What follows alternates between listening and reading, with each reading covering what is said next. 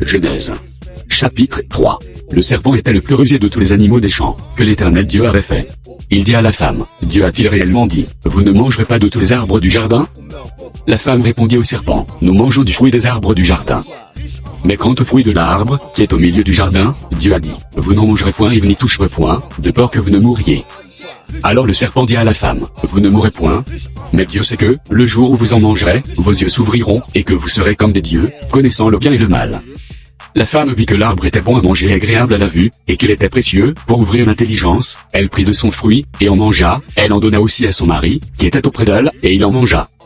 Les yeux de l'un et de l'autre s'ouvrirent, ils connurent qu'ils étaient nus, et ayant cousu des feuilles de figuier, ils s'en firent des ceintures. Alors ils entendirent la voix de l'Éternel Dieu, qui parcourait le jardin vers le soir, et l'homme et sa femme se cachèrent loin de la face de l'Éternel Dieu, au milieu des arbres du jardin. Mais l'Éternel Dieu appela l'homme, et lui dit, où es-tu? Il répondit, j'ai entendu ta voix dans le jardin, et j'ai eu peur, parce que je suis nu, et je me suis caché. Et l'Éternel Dieu dit, qui t'a appris que tu es nu? Est-ce que tu as mangé de l'arbre, dont je t'avais défendu de manger? L'homme répondit, la femme que tu as mise auprès de moi m'a donné de l'arbre, et j'en ai mangé. Et l'Éternel Dieu dit à la femme, pourquoi as-tu fait cela? La femme répondit, le serpent m'a séduite, et j'en ai mangé. L'Éternel Dieu dit au serpent, puisque tu as fait cela, tu seras maudit entre tout le bétail, et entre tous les animaux des champs, tu marcheras sur ton ventre, et tu mangeras de la poussière tous les jours de ta vie.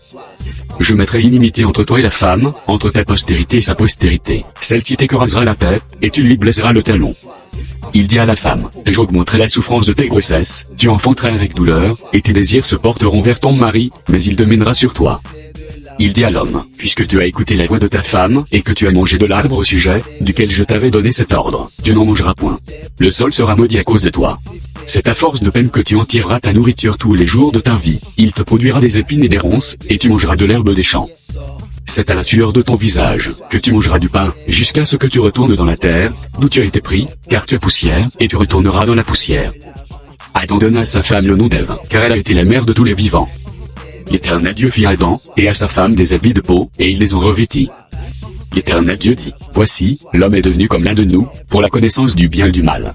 Empêchons-le maintenant d'avancer sa main, de prendre de l'arbre de vie, d'en manger, et de vivre éternellement.